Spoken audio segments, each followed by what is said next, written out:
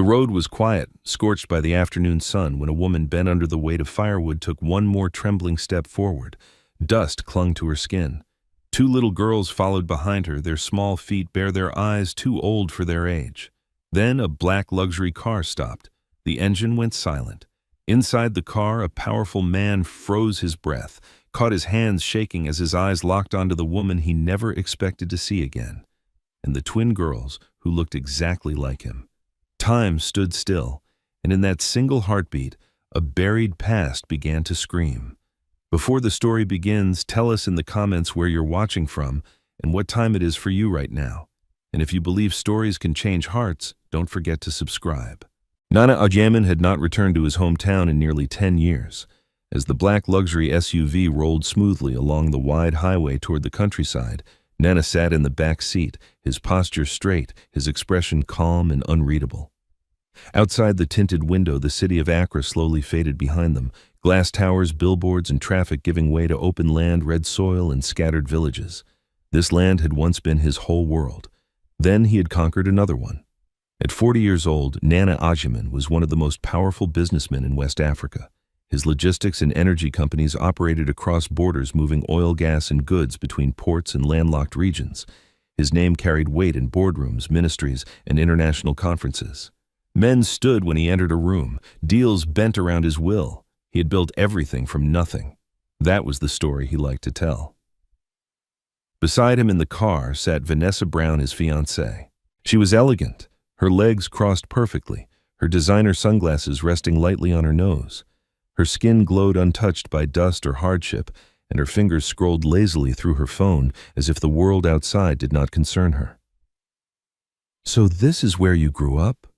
Vanessa asked, her tone curious, but distant, as though she were looking at a museum exhibit rather than a living place.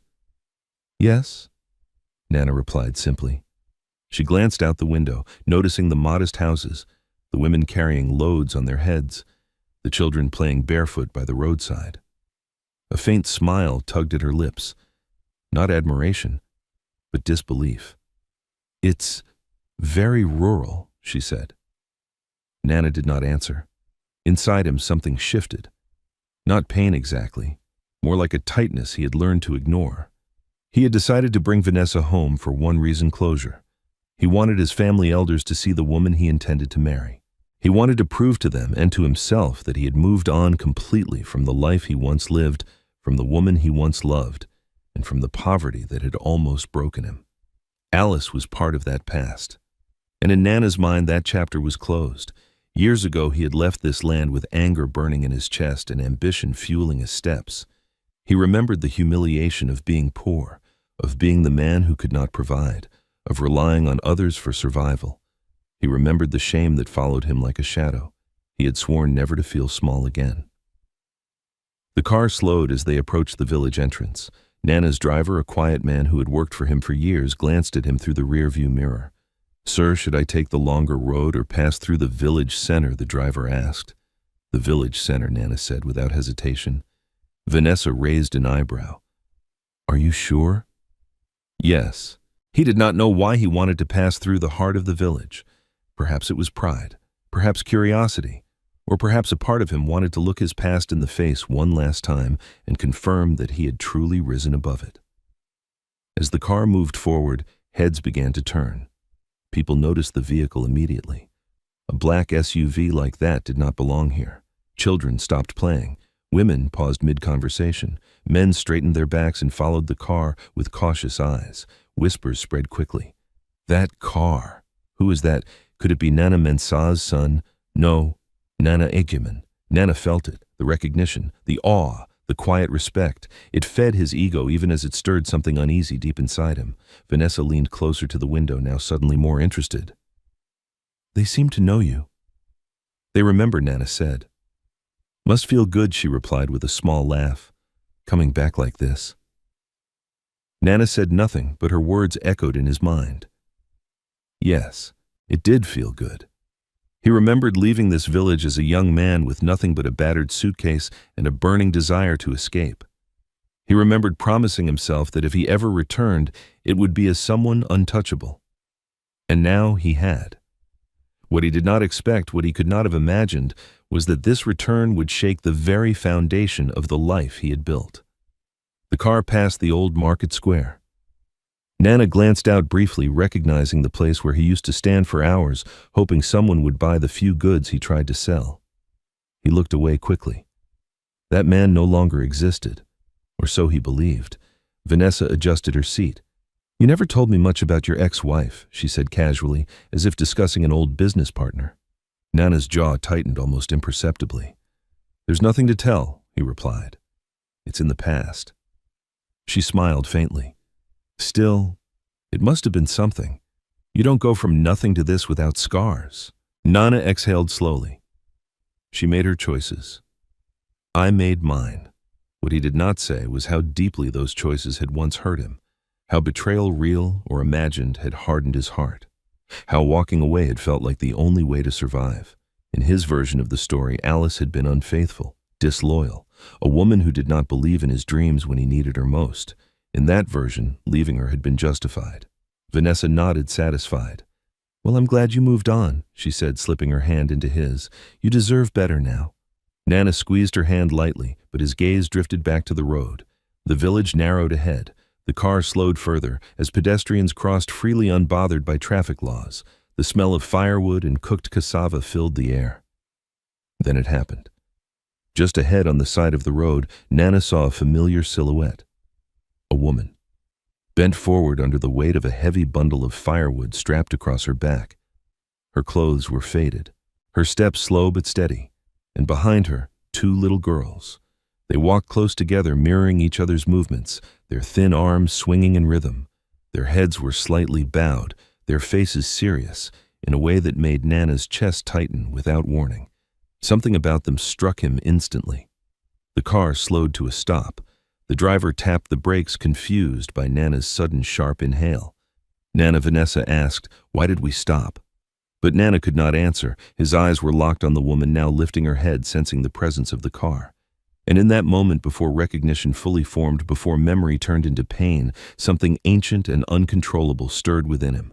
The past he believed was buried had just stepped into the road. Alice Eggerman woke before the sun every day. Not because she wanted to, but because the day demanded it. Long before the village stirred to life, she rose from the thin mat on the floor, her back already aching from yesterday's work. The small room she shared with her daughters was quiet, except for the soft rhythm of their breathing. In the dim light, Alice sat still for a moment, watching Layla and Mariam sleep, their bodies curled close together like they were afraid the world might pull them apart if they drifted too far. She reached out and gently brushed a hand over their hair. "Just a little longer," she whispered, even though they could not hear her. Outside, the rooster crowed. Morning had arrived. Alice stood, tied her faded scarf around her head, and stepped outside. The air was cool, but she knew the heat would come soon, heavy and unforgiving. She washed her face at the basin, changed into the same worn dress she had patched too many times to count, and prepared for another day of survival. This was her life now. She didn't complain about it. Complaining didn't put food on the table. After waking the girls, Alice handed them each a small piece of cassava left from the night before. They ate quietly, used to scarcity. Neither asked for more. That, more than anything, broke Alice's heart. Layla finished first and looked up at her mother. "Mama, are we going with you today?" Alice hesitated. She hated taking them with her when she went to collect firewood. The journey was long, the loads heavy and the road unforgiving, but leaving them alone was not an option. There was no one else. "Yes," Alice said softly. "We'll go together." Mariam smiled faintly, already reaching for her small sandals. Layla stood and helped her sister the way she always did, quiet, protective, serious beyond her years. As they walked toward the forest edge later that morning, Alice's thoughts drifted backward to a time she rarely allowed herself to revisit. There had been a time when she did not wake to hunger, when her hands were not cracked and scarred, when laughter came easily. There had been a time when she was someone's wife. Nana. Even now the name felt dangerous in her mind, like touching a wound that had never healed properly. She remembered him as he was before ambition hardened him, before pride and fear built walls between them. He had been brilliant, restless, full of dreams that seemed too big for the small village that surrounded them. Alice had believed in him completely. She had sold what little she had taken. Small jobs endured, gossip and judgment, all so Nana could chase the future he spoke of so passionately. And then one day, everything collapsed. She remembered the accusations, the shouting, the look in his eyes when he decided she was no longer worth listening to, the way he had turned his back on her when she needed him most. Alice pressed her lips together, steadying herself as they reached the forest. She never told her daughters about their father, not because she wanted to erase him, but because she refused to poison their hearts with bitterness. When they asked, rarely cautiously, she simply said, "Your father is not with us." It was the truth. She bent down and gathered fallen branches, tying them together with practiced hands.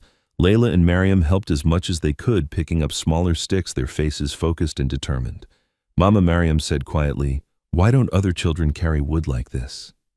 Alice paused. "Because everyone has different paths," she replied. "This is ours." Layla frowned.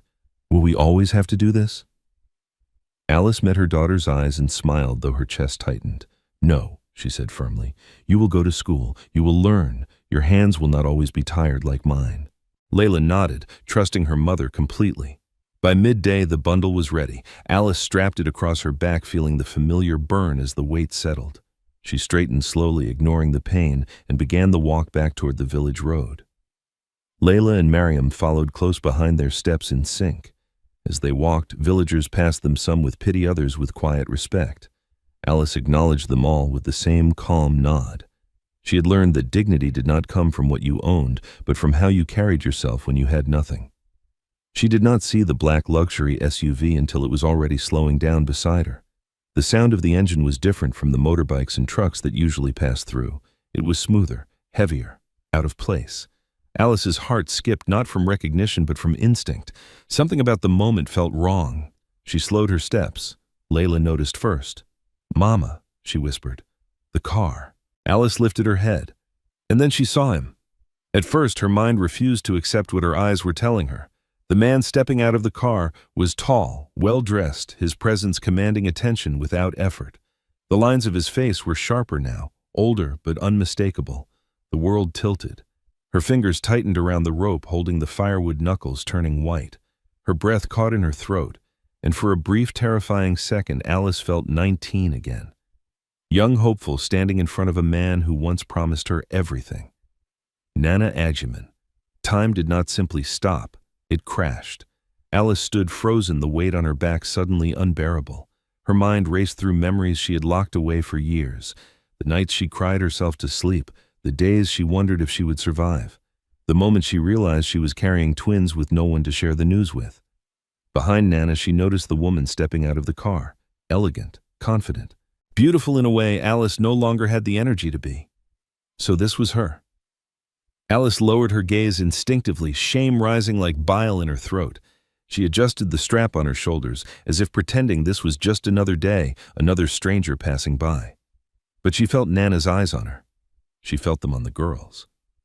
Layla shifted closer to her mother, sensing the tension. Mariam did the same, their small hands gripping the edges of Alice's dress. Alice swallowed hard. She had imagined this moment once long ago when she was younger and still foolish enough to hope. In that version, Nana returned full of regret, ready to take responsibility, ready to fix what he had broken.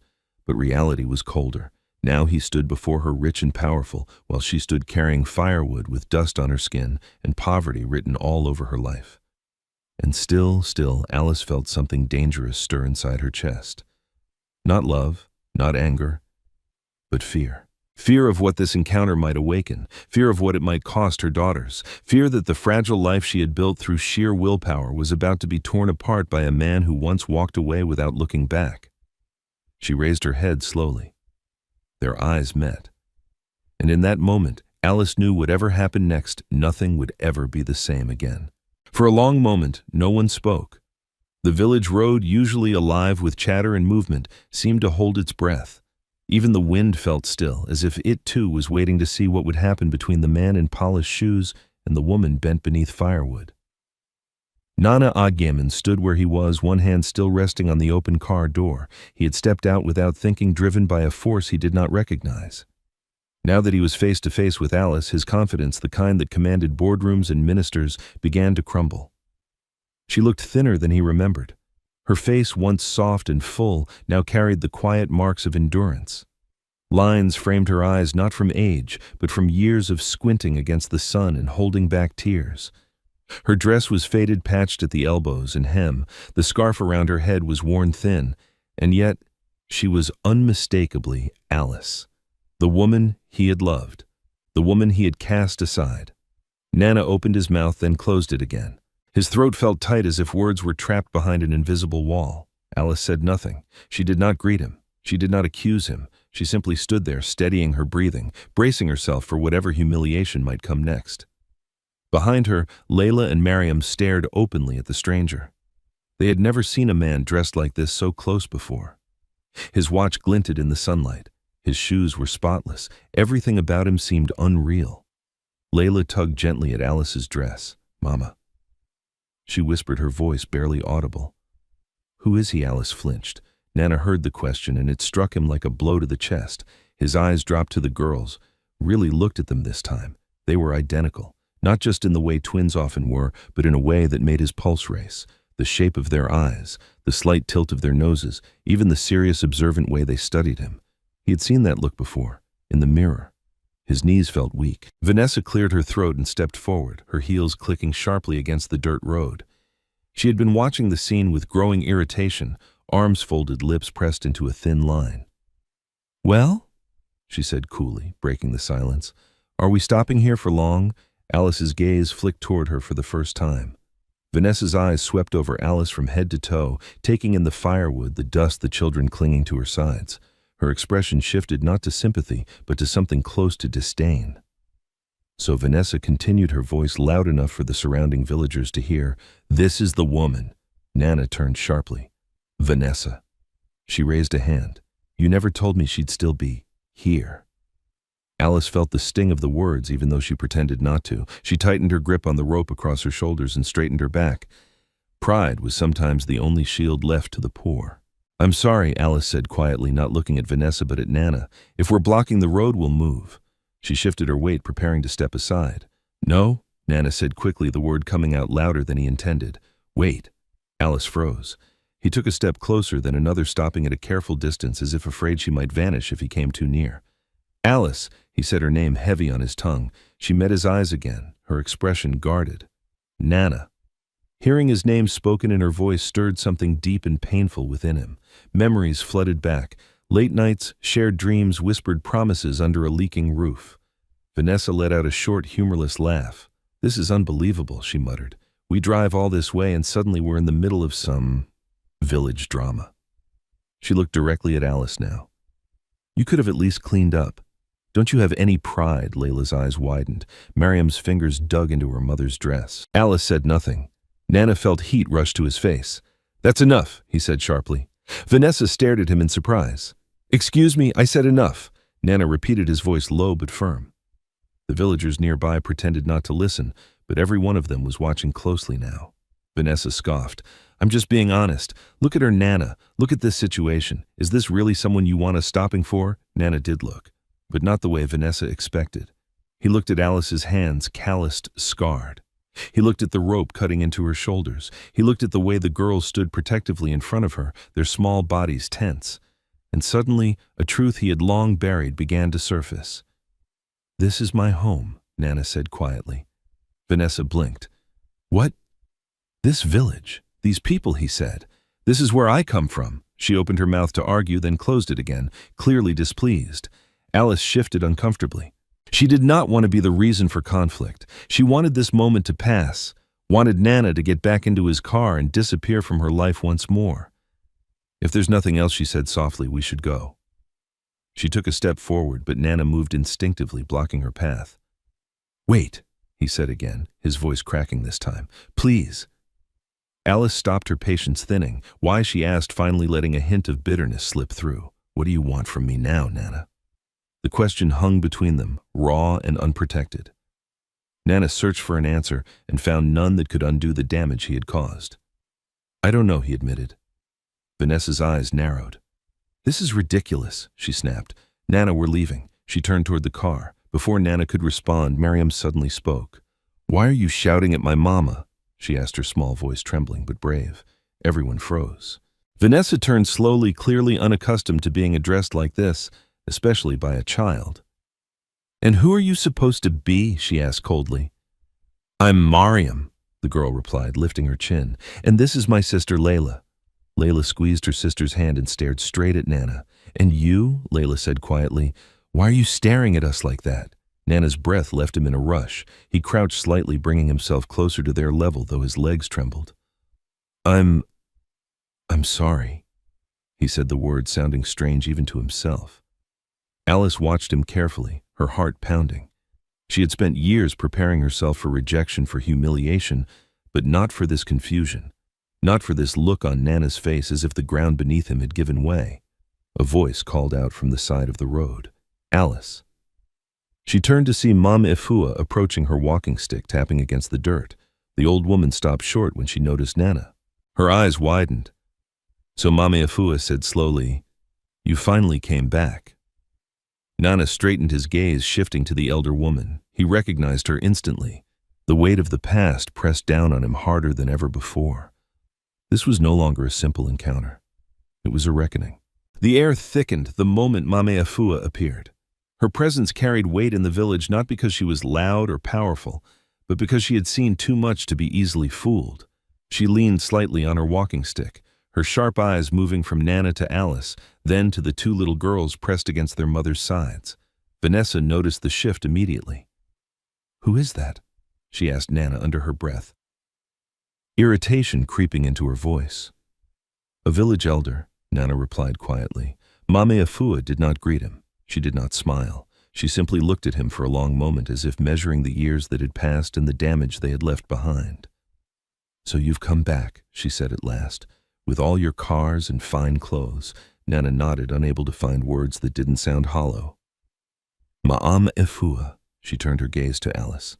"My child." Alice inclined her head respectfully. "Mom?" Vanessa let out a sharp breath. "Is everyone here planning to stare all day?" she said loudly. "Some of us have places to be." The old woman's eyes snapped to Vanessa. They were calm but piercing.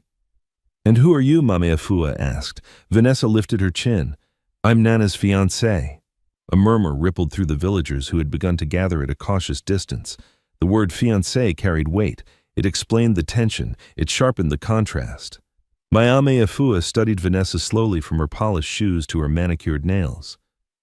"I see," she said. "Then you should know better than to speak without respect on another person's land." Vanessa scoffed. "Respect for what?" Carrying firewood, living like this, Alice felt the words like stones. She had endured whispers before, mockery, pity, but hearing it spoken so openly, so cruelly, made her chest ache. Still, she remained silent, her face composed, her eyes lowered. Layla did not. "Stop," the little girl said suddenly. Everyone turned. Vanessa blinked in disbelief. "What did you say?" Layla stepped forward, placing herself fully in front of her mother. Her small shoulders were squared, her hands clenched into fists at her sides.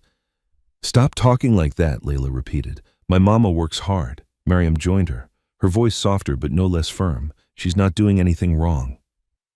Vanessa stared at them as if they were insects that had dared to speak. "Children," she said coldly, "this conversation doesn't concern you. It concerns us." Layla shot back. "You're shouting at our mama." A sharp intake of breath passed through the crowd.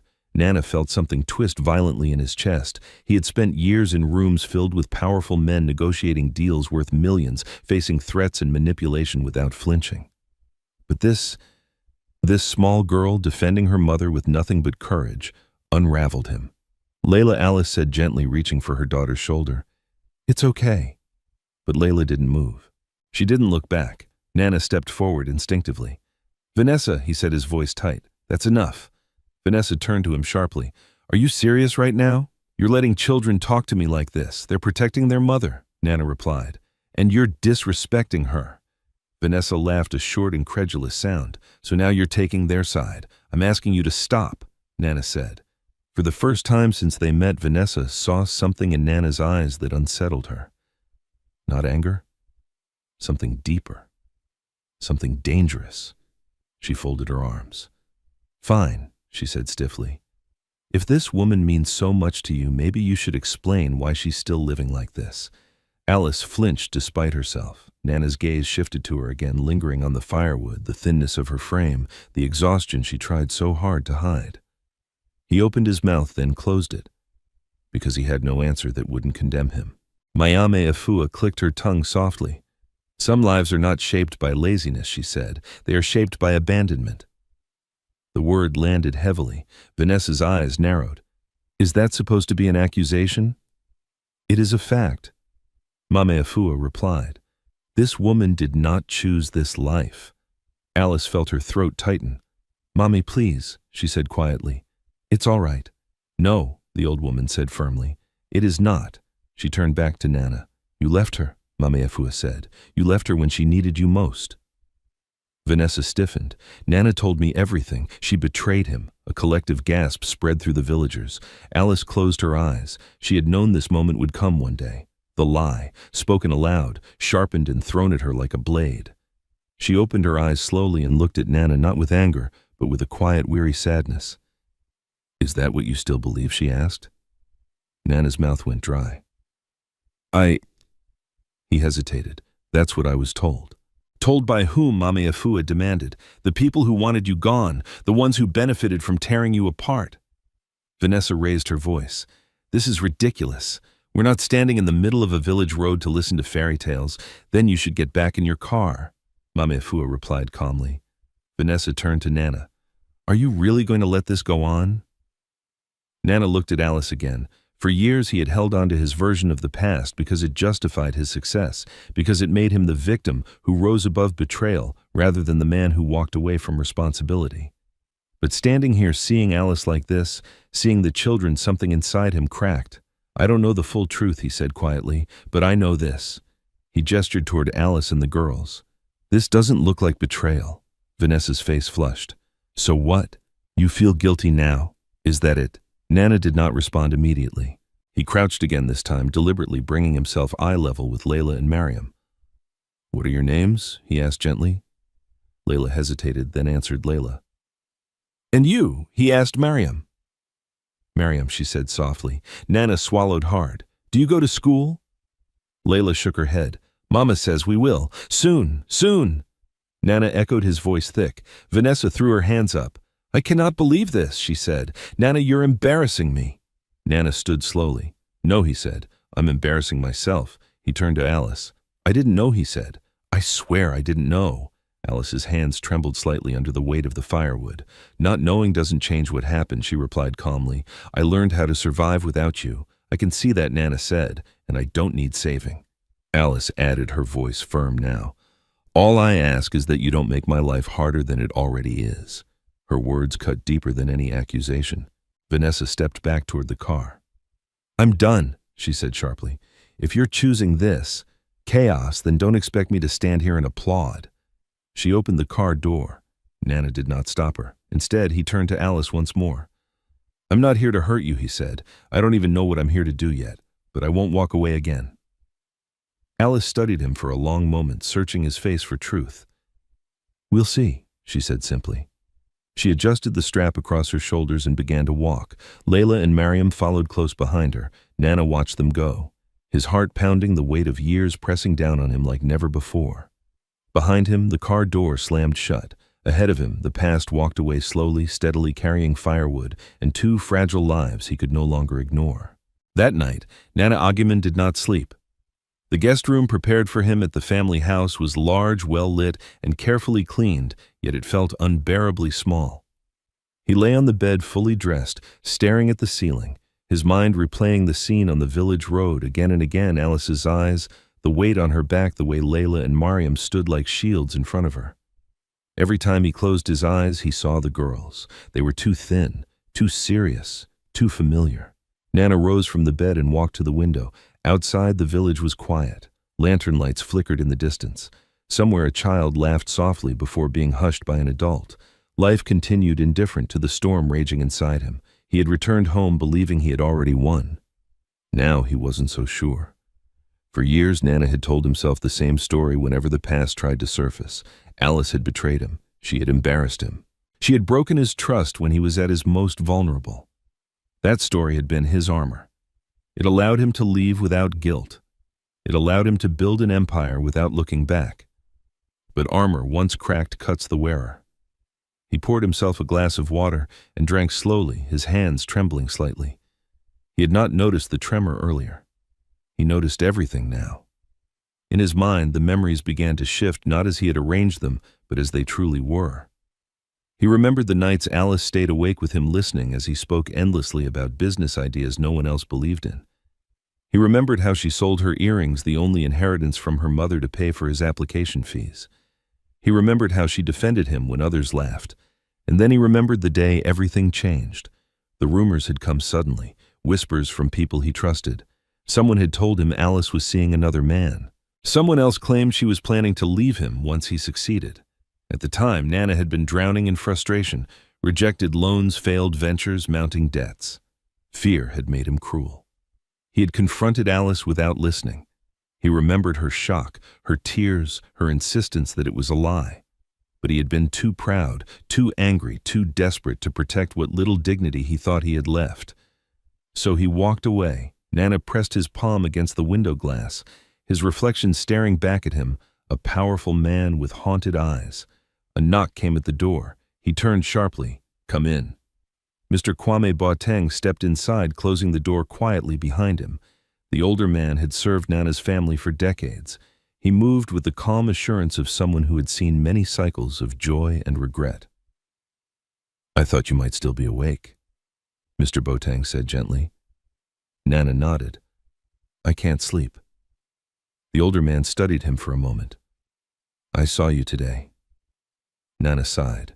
"Then you saw everything?" "Yes," Mr. Boateng replied. "I did." They stood in silence for a moment before Nana spoke again. "Why didn't anyone tell me?" he asked, his voice low. "Why didn't anyone say she was suffering like this?" Mr. Boateng's eyes softened. "You left very angry, Nana. You didn't want to hear anything that didn't match what you already believed." The words stung because they were true. Nana clenched his jaw. "Those children," he said quietly.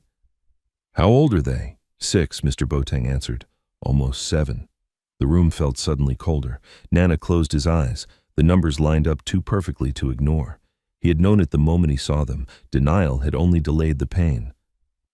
"I destroyed her life," Nana whispered. "No," Mr. Boateng said gently. "You abandoned it. There is a difference, but both carry consequences." Nana turned toward him, desperation creeping into his voice. Was she unfaithful? Mr. Boateng did not hesitate. "No." The certainty in his tone hit Nana harder than a shout. Then, why Nana stopped himself swallowing. "Why was I told otherwise?" "Because lies are convenient," Boateng replied, "and truth is often inconvenient to those who fear it." Nana sank into the chair beside the bed. His strength suddenly gone. His chest felt tight, his breathing shallow. "She was pregnant," he said hoarsely. "Wasn't she?" "Yes." Mr. Boateng confirmed. "She tried to tell you." Nana covered his face with his hands. The weight of it crushed him. Not just the realization that the girls were his, but that Alice had carried that burden alone, that she had faced hunger, labor, childbirth, and years of hardship without the man who should have stood beside her. "What kind of man does that?" Nana asked, his voice breaking. Mr. Boateng placed a hand on his shoulder. "The kind who still has time to choose who he will become next." The words lingered in the air long after the older man left the room. When Nana was alone again, he sat in silence for a long time. Then he stood. Before dawn, Nana left the house quietly. He told no one where he was going. He drove himself this time, refusing the driver, needing to be alone with his thoughts. The road back to Alice's side of the village felt longer than before. When he arrived, the sun was just beginning to rise. He parked the car at a distance and stepped out, watching from afar. Alice was already awake. He saw her emerge from the small house, her movements careful, practiced. Layla and Mariam followed soon after, rubbing sleep from their eyes. Nana watched as Alice spoke softly to them, handing them food, adjusting Mariam's dress, brushing dust from Layla's cheek. It was the kind of scene Nana had imagined in another life, the life he should have had. His throat tightened. As Alice prepared to leave with the girls, Nana stepped forward. She froze when she saw him again. "You shouldn't be here," Alice said quietly. "I know," Nana replied. "But I needed to see you." She studied him warily. "Why?" "Because I couldn't sleep knowing I might walk away again," he said honestly. "And I won't." Alice's expression did not soften. "Promises are easy in the morning. I'm not making promises," Nana said. "I'm asking for time, to understand, to do what I should have done years ago." She looked at him for a long moment, then down at her daughters. "Whatever this is," Alice said, "it must not hurt them." Nana nodded immediately. "Never." It was the smallest agreement, fragile, uncertain, but it was the first step Nana Agyeman had taken in years toward facing the truth. By the third night in the village, Nana Agyeman understood something he had never learned in boardrooms or private jets. Silence could be louder than noise. The house slept early. Even Vanessa had retired to her room without a word, her anger hanging in the air like smoke. Nana remained seated in the courtyard long after the lanterns were dimmed, listening to the night insects and the distant bark of dogs. Every sound seemed to ask him the same question: "What are you going to do now?" He leaned back in the wooden chair, eyes fixed on the stars. In the city, the sky was never this clear. Here the constellations were sharp, unforgiving. They reminded him of nights long ago when he and Alice used to sit outside counting stars and talking about a future that felt endless, a future he had broken. Sleep came only in fragments. When Nana finally closed his eyes, he saw Layla's steady stare, Mariam's trembling voice, Alice's calm refusal to beg, each image cut deeper than the last. At dawn, Nana rose and dressed quietly. He did not wear a suit today. Instead, he chose simple trousers and a plain shirt, something closer to what he might have worn before wealth had armored him from the world. He needed to feel real again. He walked through the village as the morning woke around him. Women swept their yards. Children chased each other with laughter that made Nana's chest ache. Men gathered near the market talking politics and prices. Life moved forward indifferent to his internal collapse. Alice's house stood near the edge of the village, small, modest, clean despite its age. Nana stopped several steps away. He did not want to barge in. He didn't want to command attention the way he always had. So he waited. Alice came out moments later carrying a basin of water. She stopped short when she saw him. "You again," she said quietly. "I won't stay long," Nana replied. I need to ask something." Alice's grip tightened on the basin. "Ask." Nana hesitated, then spoke. "Have the girls ever been sick?" Alice's eyes narrowed slightly. "Why?" "Please," Nana said. "Just tell me." Alice exhaled slowly. "Mariam has been coughing at night. Layla gets tired easily. But they're children. Children get sick." Nana felt a knot form in his stomach. "Have you taken them to the clinic?" "When I can," Alice replied. "Medicine costs money." The answer was not accusatory. It was factual. That made it worse. "I want to help," Nana said. Alice shook her head immediately. "No, just for their health," he insisted, "not for anything else." She studied his face, searching for manipulation, pride, or control. Whatever she saw there made her pause. "They don't need promises," Alice said. "They need stability." "I understand," Nana replied. "That's why I'm asking, not deciding." A long silence followed. Finally, Alice nodded once. "There's a clinic in the next town. The doctor comes twice a week." "I'll take them," Nana said quickly. Alice stiffened. "I'll go with them." "Of course," Nana said. "Together." That afternoon, Nana returned to the house to find Vanessa waiting for him in the sitting room, her posture rigid, her expression sharp. "You disappeared," she said. "Again." "I went to see Alice," Nana replied honestly. Vanessa stood. "So it's true," she said coldly. "You've chosen her." "I haven't chosen anyone," Nana replied. "I'm choosing responsibility." Vanessa laughed bitterly. "You think responsibility means humiliating me in front of villagers, letting children disrespect me?" "They weren't disrespecting you," Nana said. "They were defending their mother. And what about me?" Vanessa demanded. "What about our future?" Nana looked at her for a long moment. "Our future cannot be built on someone else's suffering." Vanessa's eyes flashed. "You're making a mistake." Maybe, Nana said. "But it's mine to make." She stared at him, stunned. Then her face hardened. "If you continue down this path," she said, "don't expect me to follow." Nana nodded slowly. "I won't ask you to." Vanessa picked up her bag and walked out without another word. The following morning, Nana drove Alice, Layla, and Mariam to the clinic. The girls were quiet in the back seat, their eyes wide as they took in the unfamiliar sights. Alice sat beside Nana in the front, her hands folded tightly in her lap. "Have you ever been in a car like this?" Nana asked gently, glancing at the girls in the mirror. Layla shook her head. Mariam smiled shyly. When they arrived, the clinic was crowded. Nana waited patiently, resisting the urge to use his influence to skip the line. This was not a place for power, it was a place for humility. When Dr. Samuel Owusu finally called them in, Nana felt his heart pounding. The examination was thorough, too thorough. Dr. Owusu frowned as he reviewed the results. "These girls are undernourished," he said carefully. "And there are signs of anemia, nothing we can't manage, but it should have been addressed earlier." Alice's shoulders sagged. "I did what I could," she whispered. "I know," the doctor replied kindly. Dr. Owusu turned to Nana. "Are you the father?" The question hung heavy in the room. Alice froze. Nana did not hesitate. "I believe I am." The doctor nodded slowly. "I would recommend a full checkup, including genetic tests. Some conditions, especially with twins, are inherited." Nana's pulse thundered in his ears. "Do it," he said. "Whatever it takes." Alice looked at him sharply. "You didn't ask me." Nana met her gaze. "I'm asking now." She studied him, then nodded once. "All right." As the tests were arranged, Nana stepped outside the clinic, his legs unsteady. The weight of anticipation pressed down on him harder than any business risk he had ever faced. Inside the clinic, Alice sat with her daughters holding their hands. Mama Mariam whispered, "Is that man our father?" Alice's breath caught. She looked at her daughters, so innocent, so trusting, and felt the familiar ache rise in her chest. "I don't know yet," she said softly, "but whatever happens, you are loved." Outside, Nana paced the dusty yard, the sun beating down on him. For the first time in his life, Nana Agyeman was not negotiating power, money, or influence. He was waiting for truth.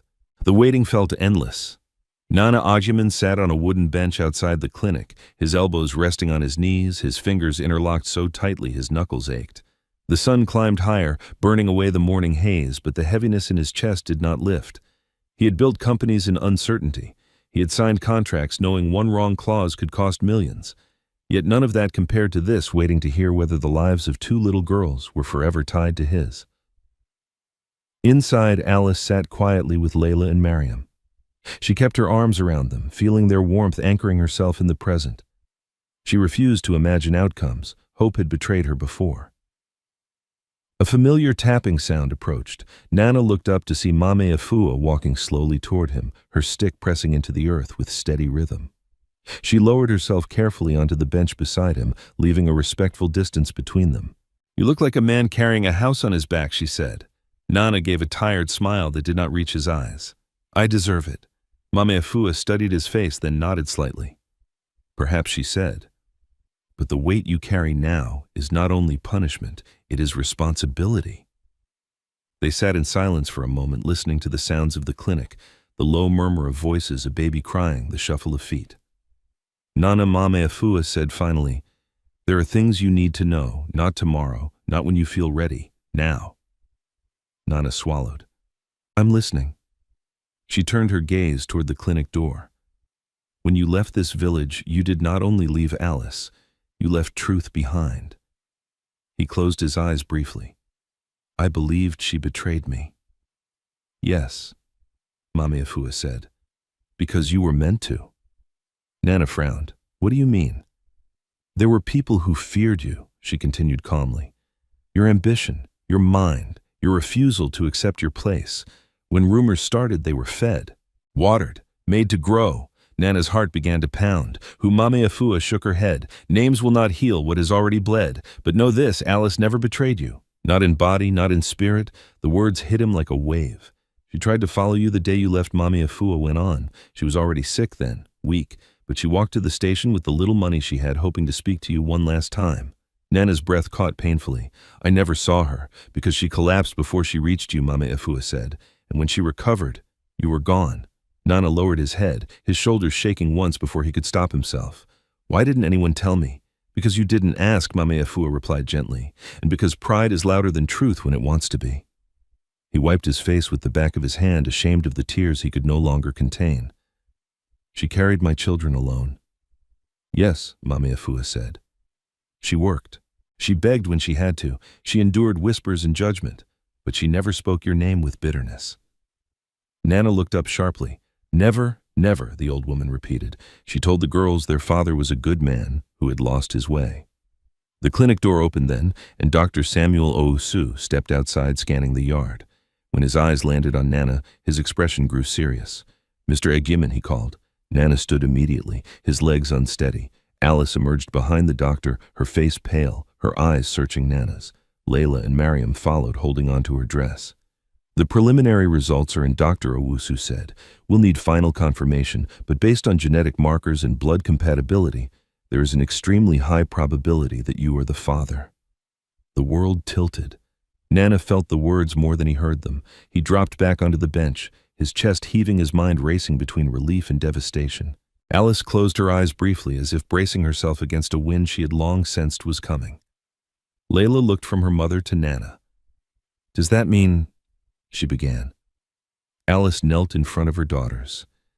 "It means we are learning the truth," she said softly. "Nothing changes today." But everything had already changed. Nana stood again, this time walking toward Alice with slow, careful steps. He stopped a few feet away, as if afraid to cross an invisible line. "I didn't know," he said hoarsely, "but that will never be my excuse again." Alice looked at him steadily. "Knowing now doesn't erase the years," she replied, "or the nights they cried from hunger, or the mornings I prayed just to survive." "I know," Nana said, "and I will spend the rest of my life trying to make that right."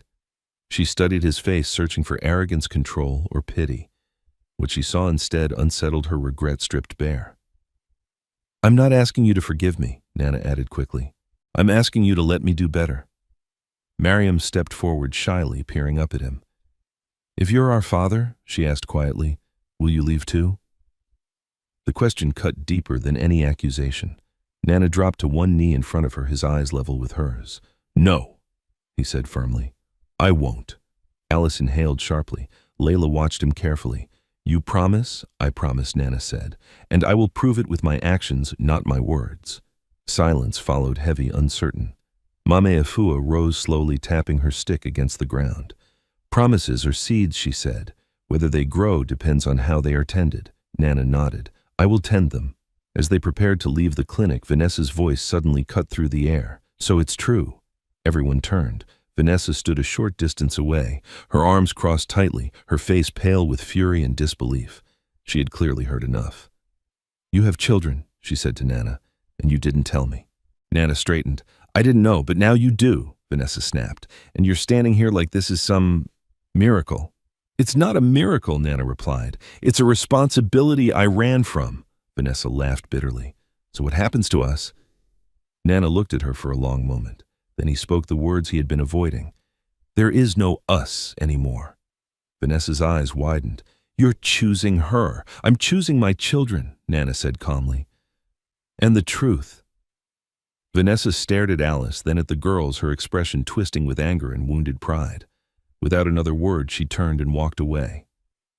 The dust settled slowly after she left. Alice exhaled shakily. "This is only the beginning," she said. Nana nodded. "I know." And for the first time, he did not flinch at the weight of what lay ahead. The rains came that night without warning. Heavy drops hammered the tin roof of Alice's house, turning the earth outside into thick mud. Thunder rolled across the sky loud enough to make the walls tremble. Inside the small room, Alice lay awake, listening to the storm and to Mariam's breathing beside her. It was wrong. Mariam's chest rose too fast. Each breath sounded strained, shallow, as if the air itself had become heavy inside her lungs. Alice sat up immediately and placed a hand on her daughter's forehead. "Hot. Too hot. Mariam," she whispered, shaking her gently. "Wake up, my love." Mariam stirred, her eyelids fluttering open. "Mama," she murmured weakly, her voice barely more than a breath. Alice's heart dropped. Layla woke up at once, sitting bolt upright. "What's wrong?" she asked, fear sharpening her voice. "Mariam is burning," Alice said, already reaching for her worn shawl. "Get your sandals." Outside, the rain showed no mercy. Water streamed down the narrow path as Alice lifted Mariam into her arms. The child felt frighteningly light, her small body limp against her mother's chest. Layla followed closely, her eyes wide but determined. She did not cry. She did not complain. She simply kept walking. By the time they reached the main road, Alice was soaked to the bone, her arms shaking from both cold and panic. The night was empty. No motorbikes, no passing cars. "God, please," Alice whispered, "not like this." Headlights suddenly cut through the rain. A black SUV slowed sharply, its tires splashing water across the road. Nana Agyeman stepped out before the car fully stopped. "Alice," he shouted over the rain. "What happened?" "She's sick," Alice cried, her voice breaking for the first time in years. "I think she can't breathe." One look at Mariam's face was enough. Nana didn't ask questions. He took off his jacket, wrapped it around the child, and ushered them into the car. "Hospital," he said sharply to the driver. "Now!" Layla climbed in beside her mother, clutching Mariam's hand. Alice held her daughter close, rocking slightly, whispering prayers between sobs she could no longer contain. Nana sat in the front seat, his fists clenched so tightly his nails dug into his palms. This was no longer about the past. This was about now. At the hospital, nurses rushed Mariam away the moment they arrived. Alice tried to follow, but her legs gave way and Nana caught her just in time. "She'll be okay," he said, though he did not know if it was true. "She has to be." Hours passed like years. Layla sat silently on a plastic chair, her feet dangling above the floor. Nana crouched in front of her. "You're very brave," he said gently. Layla nodded without looking up. "Mama needs me to be." Nana swallowed hard. Dr. Samuel Owusu emerged just before dawn, his expression serious but controlled. "She has severe pneumonia," he said. "If you'd come any later?" He did not finish the sentence. Alice pressed her hands together, trembling. "Can she be treated?" "Yes," the doctor replied. "But she needs medication monitoring and rest, proper nutrition too." Nana nodded immediately. "Do whatever is needed, anything." Dr. Owusu looked at him carefully. "She'll be admitted." As Mariam was moved to a small ward, Alice followed, refusing to leave her side.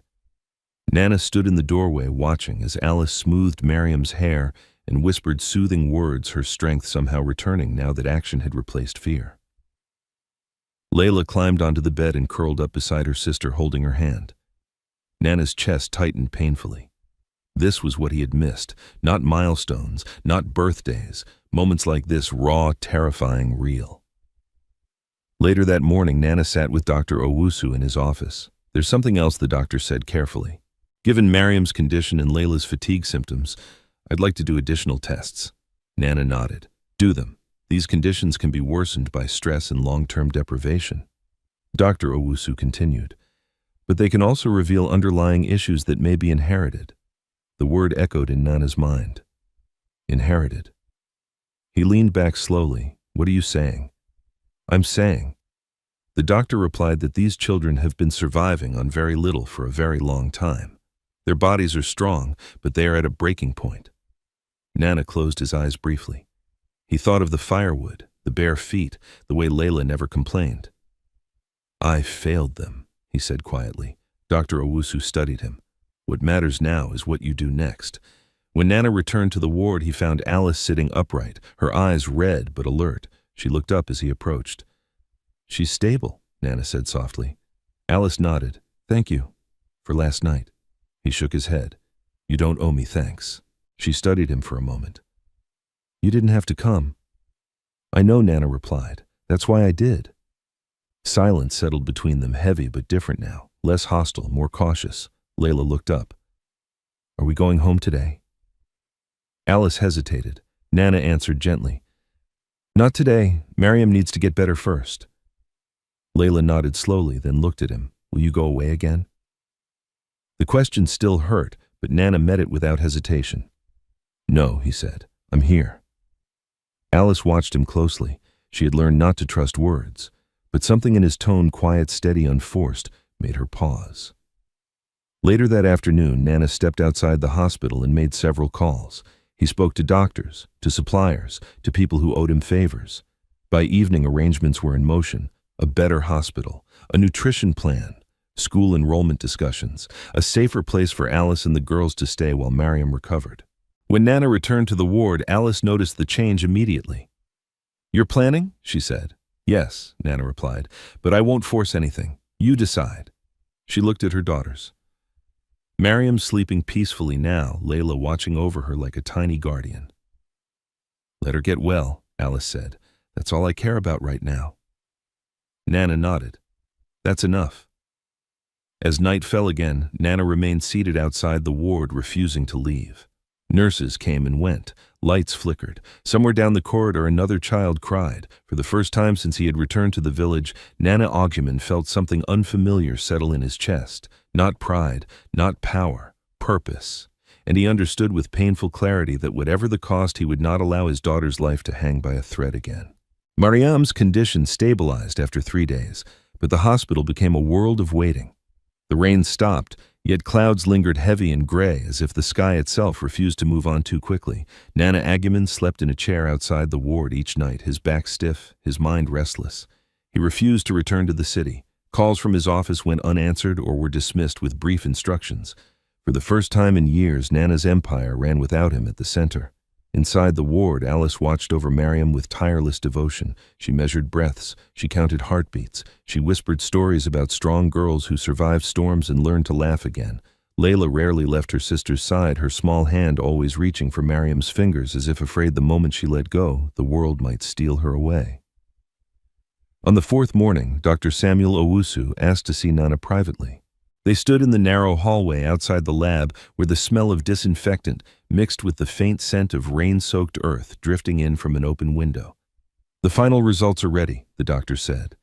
Nana's chest tightened. "Tell me." Dr. Owusu did not soften his tone. "The DNA test confirms it. Layla and Mariam are your daughters." The words landed quietly, without thunder, without ceremony, but they shook Nana to his core. For a long moment he said nothing. His mind replayed years of missed moments, first steps he never saw, first words he never heard, nights of hunger he never felt. All of it pressed down on him at once. "I understand," Nana said at last, his voice hoarse. "There's more," Dr. Owusu added carefully. "Mariam's pneumonia revealed an underlying weakness in her lungs. It can be managed, but she'll need consistent care, regular checkups, a stable environment." Nana nodded immediately. "She'll have it." The doctor studied him. "Children don't just need money, Mr. Ajiman. They need presence." Nana met his gaze. "I know." When Nana returned to the ward, Alice was standing by the window looking out at the yard below. Layla sat on the bed beside Mariam, braiding her sister's hair with careful fingers. "It's confirmed," Nana said softly. Alice turned slowly. Her face did not change much, but her eyes glistened. "So it's true," she said. "Yes." She inhaled deeply, then exhaled. "I always knew," she admitted, "but knowing and hearing it spoken out loud are different things." Nana stepped closer. "I want to do this right." Alice did not respond immediately. She walked back to the bed and smoothed Mariam's blanket. "Doing it right," she said quietly, "means understanding that you don't get to rewrite the past just because you're ready now." "I know," Nana replied. "I don't want to erase what happened. I want to take responsibility for what happens next." Layla looked up at him. "Does this mean you're really our father?" Nana knelt in front of her. "Yes," he said. "It does." Layla studied his face with the seriousness only children possessed. "Then why did you leave?" The question hit harder than any accusation Alice could have made. Nana swallowed. "Because I was afraid," he said honestly, "and because I believed a lie instead of the people I loved." Layla nodded slowly, as if filing the answer away. "Are you afraid now?" Nana shook his head. "No." "Good," Layla said simply. "Because we're already afraid enough sometimes." Alice closed her eyes briefly. That afternoon, Nana arranged for Alice and the girls to be moved to a better facility in the regional capital once Mariam was strong enough. He did not present it as an order. He asked. Alice hesitated. "This feels like too much," she said. "I don't want to owe you." "You don't owe me anything," Nana replied. "I owe you everything." She looked at him carefully. "If I say no, then I will respect it," he said. "And I'll find another way to help that doesn't take your dignity." That word dignity made Alice pause. She had learned to guard hers fiercely. Poverty had taught her that. "I'll consider it," she said at last. Outside the ward, Nana found Vanessa waiting. She stood rigid, her arms crossed, her eyes red from lack of sleep or anger, perhaps both. "So this is it," she said. "You've decided." Nana did not pretend not to understand. "Yes, you're throwing everything away," Vanessa snapped. "Our engagement, our plans were built on ignorance," Nana replied calmly. "I won't build a future on that." She laughed bitterly. "So you'll play father now?" "After all these years, I will be a father," Nana said. "Not a performance, a responsibility." Vanessa's voice dropped. "And what about me?" Nana's gaze softened, but his resolve did not waver. "You deserve someone who can give you everything without hesitation." "That person isn't me." She stared at him, her pride cracking. "You'll regret this," maybe Nana said. "But I would regret walking away more." Vanessa turned and left without another word. That evening, Nana sat with Alice outside the ward as the sun dipped below the horizon. The air cooled, carrying the scent of wet soil and distant cooking fires. "I don't know how to trust you," Alice said quietly. "I don't expect you to," Nana replied. "Trust isn't a request, it's earned." She studied him. "Then earn it." "I will," he said. Inside, Mariam stirred and opened her eyes. "Mama," she whispered. Alice rushed to her side. "I'm here." Mariam smiled faintly. Her gaze drifted to Nana. "Are you staying?" Nana stepped closer. "Yes," he said. "I'm staying." Mariam closed her eyes again, reassured. As night settled, Nana remained seated beside the bed, listening to the slow rhythm of his daughter's breathing. He felt fear, regret, and hope all at once, emotions he had long buried beneath ambition.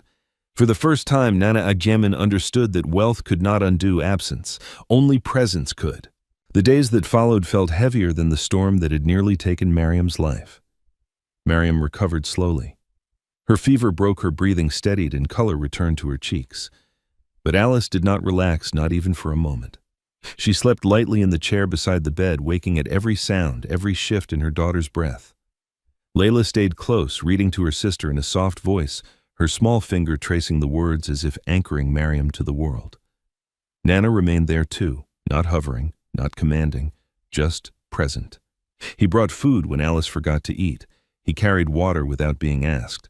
When nurses spoke quickly or impatiently, he listened carefully and asked questions, then explained everything to Alice in plain words, making sure she felt included, not managed. Still, Alice kept a careful distance. She spoke to him when necessary. She thanked him when appropriate, but her eyes never fully softened. Years of survival had taught her that kindness could disappear without warning. On the fifth evening, Nana asked if they could talk. "Not here," Alice said quietly, glancing at Mariam sleeping. "Outside." They walked to the small courtyard behind the hospital. The air was cool. The sky streaked with orange and purple as the sun dipped low. Nana waited until Alice sat on the bench before he spoke. "I owe you an apology," he said. Alice did not respond. Nana took a breath. "Not the kind people say to feel better about themselves," he continued. "The kind that accepts consequences." She folded her arms loosely, bracing herself. "I was wrong," Nana said. "I believed lies because they protected my pride. I abandoned you when you were vulnerable. I left you to carry everything alone." His voice wavered slightly, but he didn't stop. "I know saying I didn't know doesn't change the nights you went hungry, or the days you worked until your body ached, or the fear you felt bringing our daughters into the world without support." Alice's jaw tightened. "I robbed you of choice," Nana said. "And I robbed them of a father." Silence stretched between them. Then Alice spoke. "You didn't just leave," she said softly. "You erased me." The words landed heavier than any accusation. "I stood in front of you," she went on, her voice steady but trembling beneath the surface. "I begged you to listen. You didn't. You chose to believe I was nothing." Nana bowed his head. "I know." "No," Alice corrected gently. "You don't. Knowing is not remembering what it feels like to be hungry while pregnant, or listening to your children cry and having nothing to give them but words." Her eyes glistened, but no tears fell. "I learned to survive without you," she continued. "I buried the part of me that hoped you'd come back, because hope was dangerous." Nana swallowed hard. "I'm not asking you to unbury it," he said. "I'm asking you to let me stand beside you now." Alice looked at him for a long moment. "Why?" The question caught him off guard. Why now, she pressed. "Because you saw us carrying firewood. Because people were watching, or because guilt finally found you?" Nana met her gaze. "Because my daughters almost died," he said quietly. "And because I finally saw the truth I ran from." She searched his face, measuring his words against his actions. "And if I say no?" Alice asked. "If I decide we don't need you," Nana did not hesitate, "then I will respect that. I will still support them. I will still be accountable, but I will not force my way into your life." Alice studied him closely. "Men like you are not used to hearing no." "I'm learning," Nana replied. A long silence followed. Then Alice stood. She did not turn away. Instead, she faced him fully. "You can help," she said, "but on my terms. Nana nodded immediately. Tell me. No sudden moves, Alice said. No decisions made over our heads, no promises you can't keep, agreed, Nana said. And you don't get to play hero, she added firmly. These girls don't need saving. They need stability. Nana felt a sharp ache in his chest. You're right. Alice hesitated, then continued. They will not move into your world overnight. Not the city, not the cameras, not the comfort. I won't rush them, Nana said.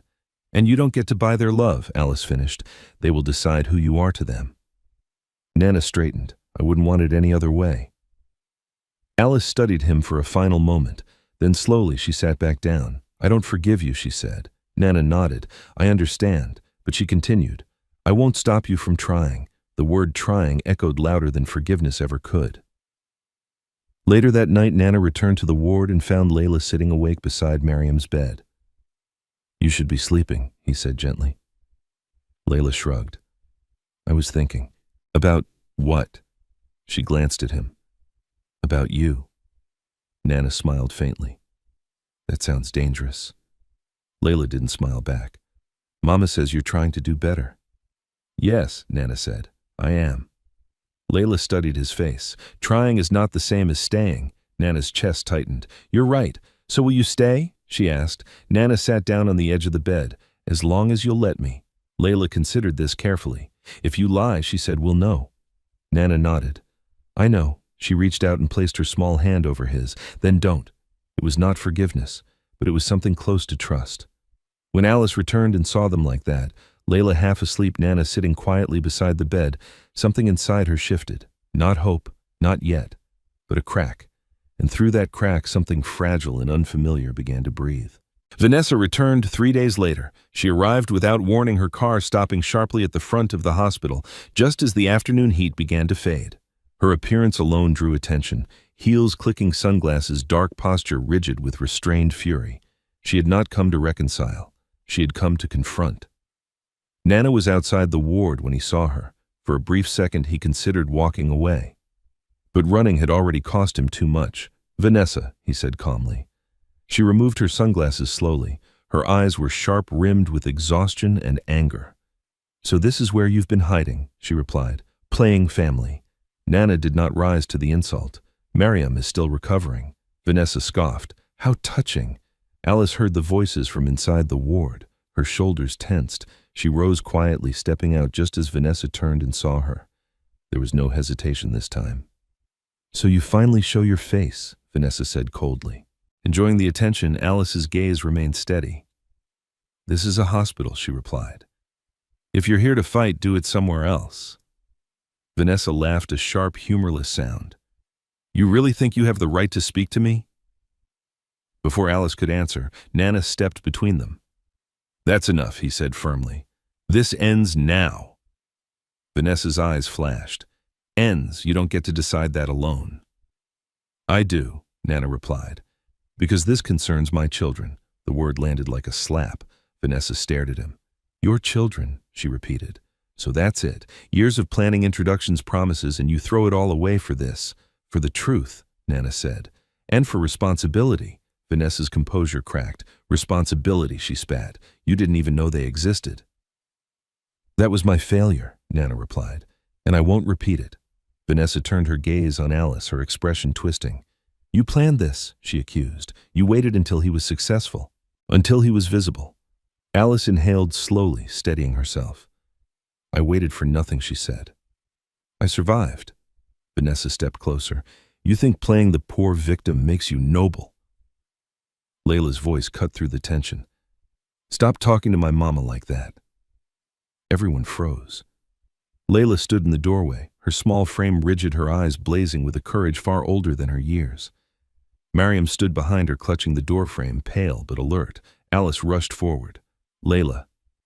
It's okay, Mama, Layla said, not turning around. She's being mean. Vanessa stared at the child in disbelief. This is unbelievable, she muttered. You're letting children insult me now. They're telling the truth, Nana said quietly. Vanessa laughed again, but there was panic beneath it now. You think this ends well? She demanded. You think bringing them into your world won't destroy everything you've built? Nana's expression hardened. If my world can't survive the truth, then it deserves to fall. That silenced her. For a moment the corridor hummed with distant footsteps and muffled voices. Vanessa looked around, suddenly aware that people were watching. She straightened her shoulders. "Fine," she said coldly. "Choose them." "I am," Nana replied. Vanessa's gaze lingered on Alice one last time. "Enjoy this," she said quietly. "But don't forget, men like him don't change. They just change costumes." With that, she turned and walked away, her heels echoing sharply down the corridor until the sound disappeared. The silence she left behind felt different, lighter, but fragile. Alice exhaled shakily. Her knees felt weak, but she remained standing. "I didn't want them to see that," she said softly, glancing at her daughters. Nana knelt in front of Layla and Mariam. "You were very brave," he said, "but next time let the adults handle it." Layla lifted her chin. "Adults don't always protect the people they're supposed to." The words struck deep. Nana nodded. "You're right," he said, "and I'm sorry." That evening, as the sun dipped low and the hospital settled into its quieter hours, Nana gathered Alice and the girls in the small visitors' lounge.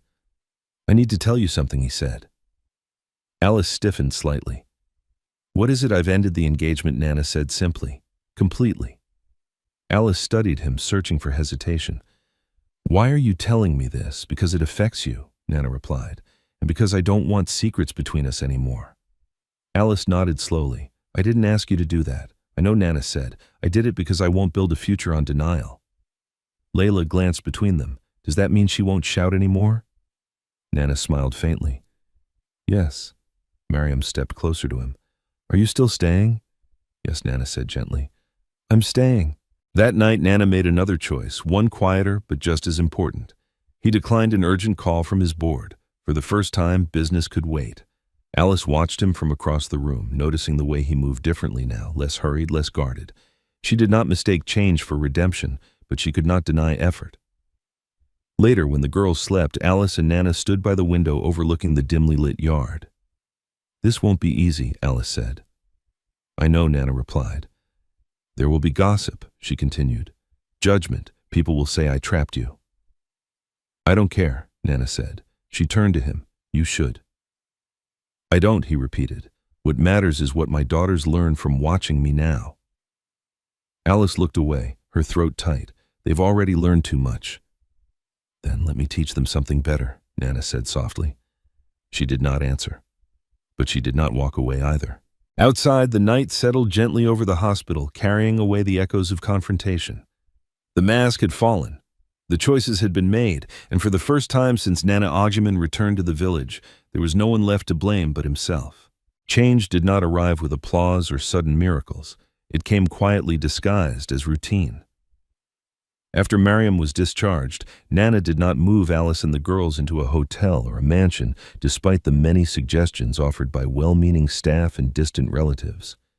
Instead, he rented a modest house near the clinic, clean, safe, close enough for regular checkups, far enough from the village to give Alice breathing room. "It's temporary," Nana said, handing Alice the keys without ceremony. "Only until Mariam is stronger." Alice accepted them slowly. "Temporary," she repeated. "That matters." Nana nodded. "Everything does." The first morning in the new place felt strange. There was electricity that did not flicker, clean water that ran when you turned the tap, beds that didn't creak under the weight of exhaustion. Alice moved carefully through the rooms, touching walls, opening cupboards, grounding herself in the reality of it. Layla and Mariam explored quietly, their excitement contained, as if too much joy might break something. Mama, Mariam whispered, peering into the small kitchen. "Are we allowed to use this?" Alice smiled sadly. "Yes, my love, we are allowed." Nana watched from the doorway, resisting the urge to instruct, to arrange, to control. He had learned slowly that help did not mean takeover. He showed up every morning, not with grand gestures, but with consistency. He drove the girls to follow-up appointments. He waited in lines. He listened when nurses explained things Alice already knew, and nodded when she corrected them. When Layla struggled with reading, he sat beside her and followed her pace. When Mariam tired easily, he learned how to rest with her instead of pushing forward. Alice noticed everything. She noticed how Nana asked before acting, how he never entered the house without greeting her, how he did not raise his voice even when stressed calls from the city began piling up. One evening, as the girls colored quietly at the table, Alice finally spoke what had been weighing on her. "You're changing your life," she said. Nana looked up. "Yes." "For us," she added. "For them," Nana replied gently. "And for me." She folded her hands. "I don't want you to resent us later. I won't," Nana said without hesitation. "You don't know that," Alice replied. "Sacrifice feels noble until it becomes heavy." Nana considered her words carefully. "Then I'll learn how to carry it," he said, "not as a burden, as a responsibility." Alice studied him for a long moment. "Responsibility can't be proven in weeks." "I know," Nana said. "That's why I'm here for the long road." The long road tested him quickly. Back in the city, shareholders began to murmur. Meetings were postponed. A deal slipped. Advisors questioned his absence.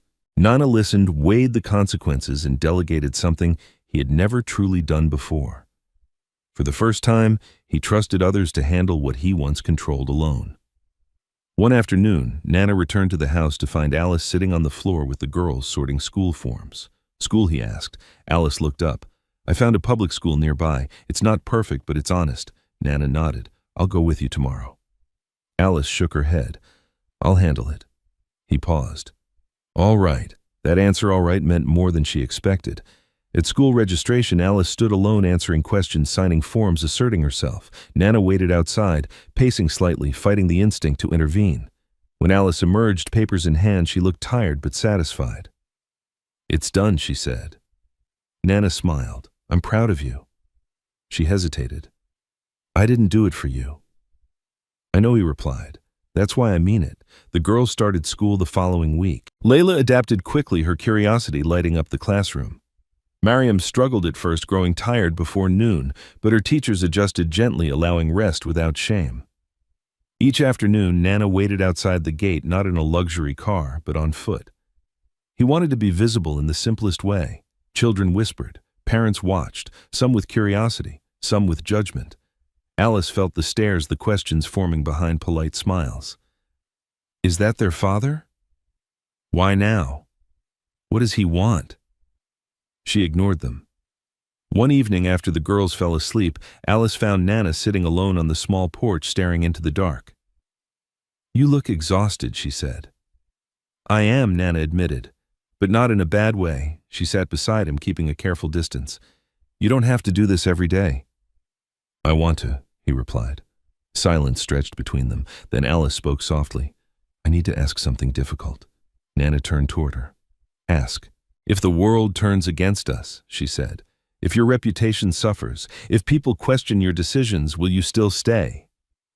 Nana did not answer immediately.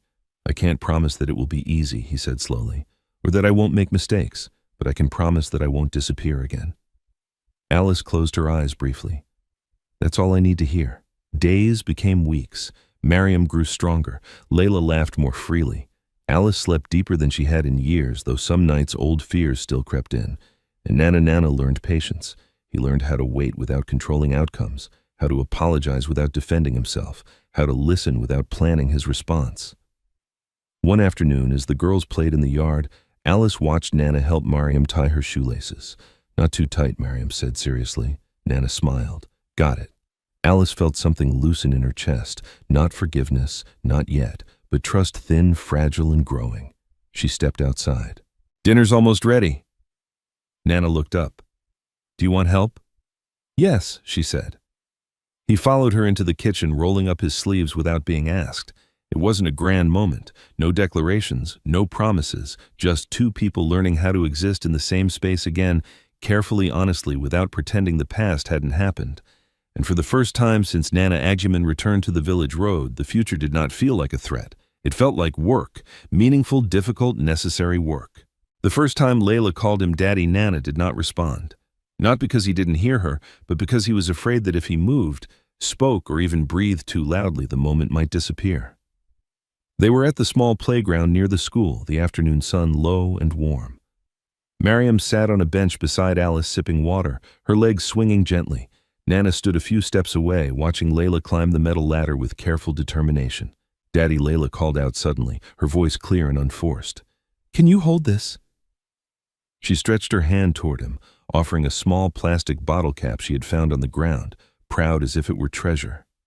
Nana's chest tightened. His mouth opened, but no sound came out. Layla frowned. "Did you hear me?"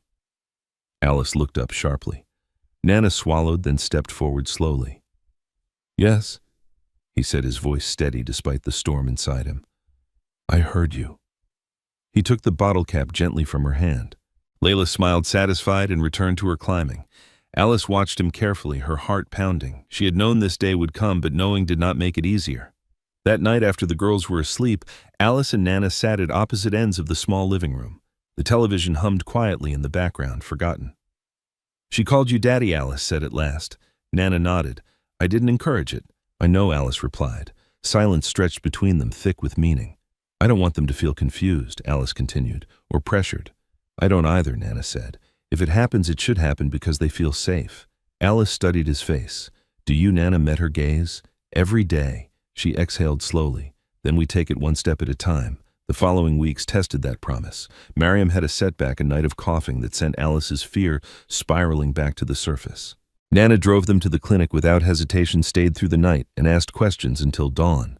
When the doctor assured them it was temporary, Alice finally allowed herself to cry quietly in the hallway, her face turned away. Nana did not try to stop her tears. He simply stood beside her present. At school, Layla faced teasing from other children. "Your father just showed up," one boy said, cruelly. Where was he before Layla came home angry and confused, slamming her school bag onto the floor? "Why didn't you tell me what to say?" she demanded.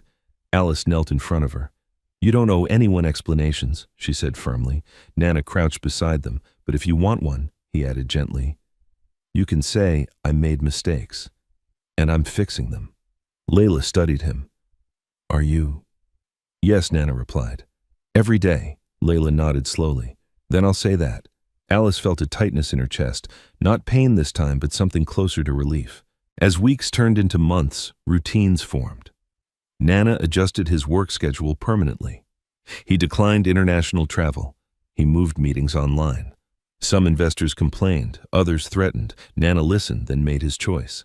When one executive asked if his personal situation was affecting his judgment, Nana replied calmly, "It's improving it."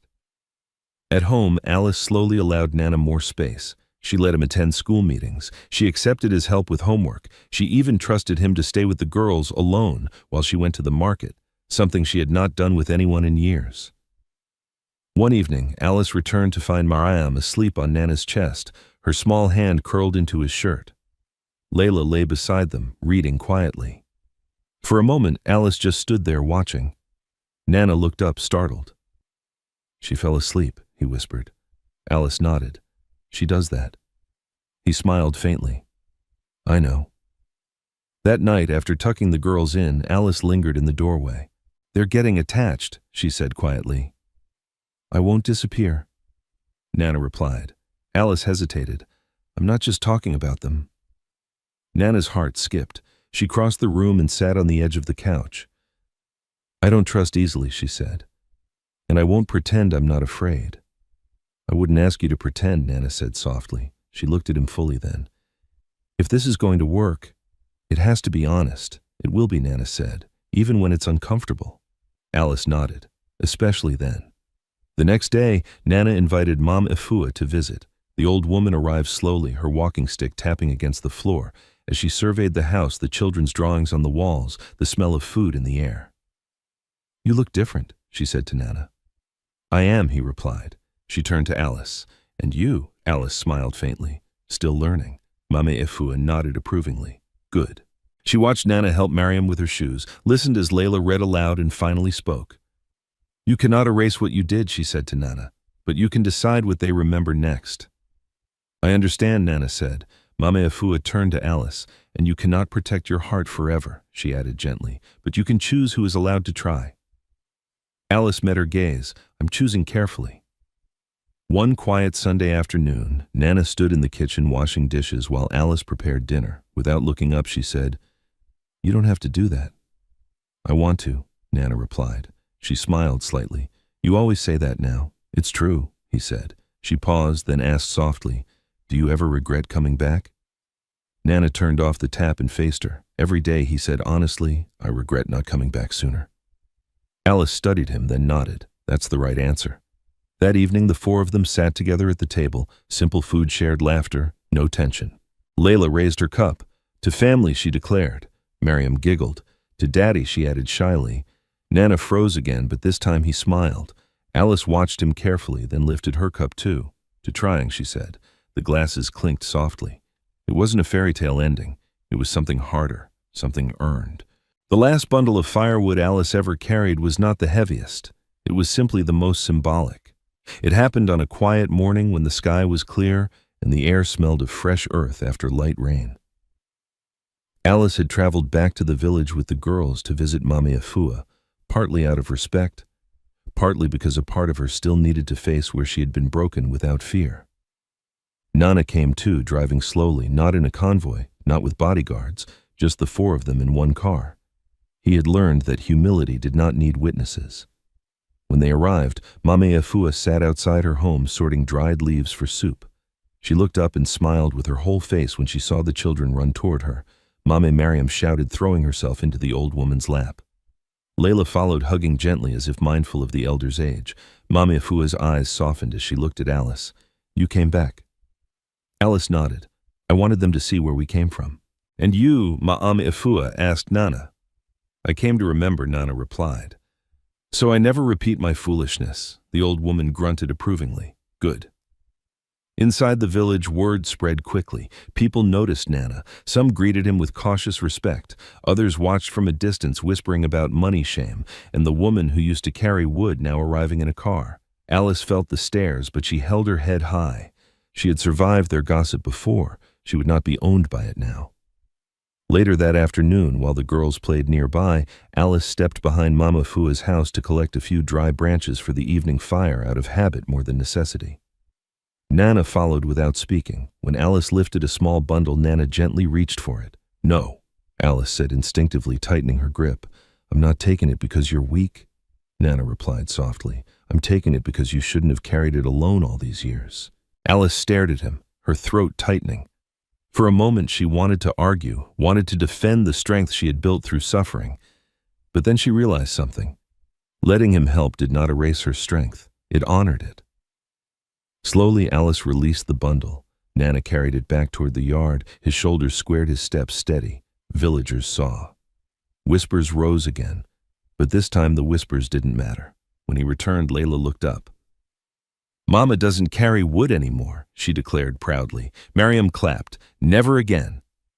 Alice laughed softly, surprised by the sound of it, light, free, unfamiliar. Nana smiled too, and for a moment the world felt simple. That evening, as the sun began to set, Nana asked Mame Afua for a private moment. They sat under a tree near the edge of the compound where the last sunlight filtered through leaves. I want to do something, Nana said. Mame Afua raised an eyebrow. If it is another grand gesture, keep it. Nana smiled faintly. Not grand, just right. He took a breath. I want to build a clinic here. Not a flashy building, something functional. And a scholarship fund for children in the village, especially girls. Mame Afua studied him for a long moment. Why? Nana's gaze shifted toward Alice and the girls in the yard. Because I learned too late what survival costs, he said, and because I don't want anyone else's child to carry burdens that adults should carry. The old woman nodded slowly. That is not charity, she said. That is repayment. Yes, Nana replied. And it will not replace what I took from Alice, but it will honor what she endured. Ma'ame Afua's expression softened. Then do it quietly, she said, and do it consistently. I will, Nana promised. That night, back in the modest house near the clinic, the family moved with a familiar rhythm. Alice cooked while Nana helped Mariam with a breathing exercise Dr. Owusu had taught them. Layla read aloud at the table, her voice confident now, her words flowing without fear. When dinner was ready, Alice called. Food is ready. The four of them sat together. For a moment no one spoke. Nana looked at the girls, healthy, laughing, arguing gently over who got the last piece of plantain. He looked at Alice, tired. Yes, but no longer hollow. There was warmth in her eyes now, even if it still lived behind caution. He cleared his throat. Alice, he said quietly. She looked up. Yes. Nana's hands trembled slightly, not from fear of rejection, but from the weight of meaning. I cannot undo the years, he said, and I will not insult you by asking you to forget them. But I want to ask you something that is not about the past, but about what we build next. Alice's heart began to pound. Layla and Mariam looked up, too suddenly alert. Nana continued, his voice steady. Will you allow me to be your partner, not your rescuer, not your boss, not your apology, but your partner in raising them, in honoring you, in building a home that feels safe? Alice stared at him for a long moment. Then she spoke slowly. Partnership means you don't get to lead alone, she said. I don't want to, Nana replied. It means I will speak up, Alice said. I will say no when something is wrong. I need that, Nana said. It means the girls come first, Alice added. They always will, Nana replied. Alice's eyes glistened. She inhaled deeply, then exhaled. Yes, she said softly. I will allow it, Layla squealed. Mama said yes. Mariam clapped her hands. Daddy is staying forever. Nana laughed, the sound full and unguarded, and pulled both girls into his arms. Alice watched them, her heart aching not from pain this time, but from the strange, overwhelming feeling of something returning to life inside her. Later that night, after the girls slept, Nana and Alice stood outside under the stars. I'm still afraid, Alice admitted. Nana nodded. So am I. Alice looked at him. Then we'll be afraid together. Nana reached for her hand carefully, giving her space to pull away. She didn't. Their fingers intertwined, not as a fairy tale, not as a perfect ending, but as two people choosing to do the hard work of love with open eyes. In the distance, the village rested quietly, and somewhere inside that quiet, the old life that once revolved around firewood and hunger finally released its grip. Because sometimes the greatest miracle isn't sudden wealth. It's a man returning not with money alone, but with accountability. In life, not every mistake is made out of cruelty. Some are born from fear, pride, and the refusal to listen. Nana's story reminds us that success without accountability is hollow, and love without responsibility is fragile. Wealth can build houses, but it cannot rebuild trust. Only presence can do that. Alice teaches us another truth. Strength is not loud. It is quiet endurance. It is choosing dignity when bitterness would be easier. It is protecting your children even when your own heart is breaking. She did not wait to be saved. She survived. She raised. She loved. And when the chance for healing came, she did not rush it. She chose carefully, wisely, bravely. This story is not about a billionaire who returned with money. It is about a man who returned with humility. It is about children who taught adults what courage looks like. And it is about the power of facing the past, not to erase it, but to take responsibility for what comes next. Sometimes life doesn't give us a second chance to fix our mistakes. But when it does, it demands something far greater than regret. It demands consistency, patience, and action. If this story moved, you take a moment to reflect, what would accountability look like in your own life? And if someone came back changed, would you allow them to try? Share your thoughts in the comments. Your story might inspire someone who needs hope today. And if you believe stories like this matter, stories about growth, forgiveness, and real human change, please subscribe to the channel. You're always welcome here.